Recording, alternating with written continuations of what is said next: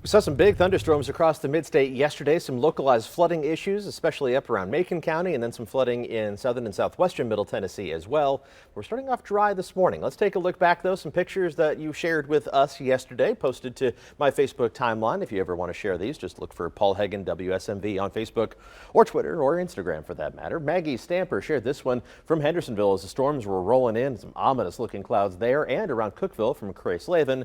But once the storms rolled through, we saw a very pretty sunset. Rachel Farrell shared this picture from Livingston as the sun was ducking underneath those clouds just before it went down. And from Jalen Hume, I believe this is from Scottsville, Kentucky. Hopefully I remember their location correctly. Very pretty sunset there, but you can already see a little bit of that moisture condensing in the form of fog. And that's the big issue this morning. A dense fog advisory in effect until 9 o'clock this morning for the gray shaded counties, the eastern half of southern Kentucky, and the northern 2/3 basically of Middle Tennessee. Doesn't mean the fog is necessarily confined to these areas. It's just more widespread and it's thicker. Southern Middle Tennessee, there's still enough cloud cover overhead, like here from the Webb School and Bell Buckle, to keep the fog from really thickening up near ground level. Similar conditions from the city of Clifton in Wayne County right now, so you're not seeing severely reduced visibilities there, but we have seen plenty of fog around Metro Nashville. An updated image here from West Nashville at the St. Henry School. This is not typically a foggy spot, but it's definitely fogged in this morning with the humidity running right at 100%. That's when the air temperature and the dew point are identical. The atmosphere is just full of moisture, can't handle anymore,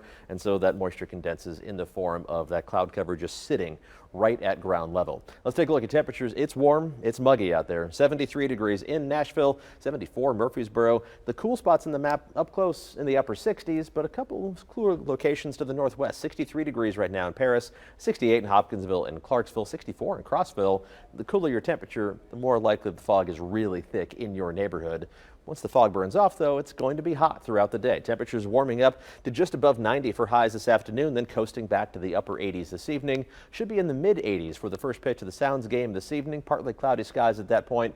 Still warm, but the humidity should be a little bit lower by that point, and that drop in humidity will continue kicking in as we head through the rest of tonight as well. Futurecast, you see the fog disappearing by mid-morning. A few clouds this afternoon as that drier air begins to move in. It's going to squeeze the atmosphere just a little bit. Looks like the best chance of showers should stay out to our west, but we'll keep an eye on it. I can't completely rule out the possibility of a stray shower this afternoon, but it is not likely. Don't adjust any outdoor plans based on that. It's still going to feel muggy today, but the humidity will be gradually dropping, and it looks pleasant tomorrow and again Thursday. Still warm because it's late June, but temperatures should be a couple degrees below average tomorrow and on Thursday, and no rain anywhere close to us tomorrow and Thursday before it starts to creep back towards us already by Friday, and more likely that we'll see those scattered thunderstorms settling in over the mid-state as a boundary, a little cold front kind of gets stuck over the mid-state Saturday, Sunday, and Monday.